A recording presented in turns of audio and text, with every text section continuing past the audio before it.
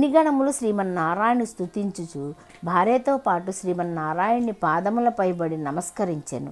శ్రీమన్నారాయణమూర్తి, నాయన, కోరిన వరము ఇచ్చేదను అని అడిగెను.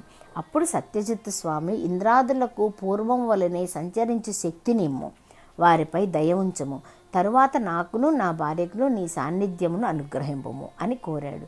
శ్రీహరి దయతో వారి కోరికను అంగీకరించి ఇట్లన్నారు: ఓయి, ఈ ఏకాదశి తిథి సమస్త పుణ్యములను ఇచ్చును. నేను ఈ తిథి అందే నీకు ప్రసన్నుడనైతిని, కావున ఈ తిథి నాకు సంతోషమును కలిగించు తిథి. నీవు నీ భార్య ఈ పారిజాత వృక్షమును పెకలించి ఇంద్రునికి ఇమ్ము. పవిత్రము వనవాసి నాకిష్టమైన ఈ తులసిని నాకిమ్ము, నీకు శుభము కలుగును. మరి ఒక ఆలోచన వలదు అని పలికాడు. సత్యజిత్తును అట్లే అని అంగీకరించాడు. మరునాటి ఉదయమున భార్యతో కలిసి పారిజాత వృక్షమును పెకలించి ఇంద్రాదులకు ఇచ్చాడు. తులసిని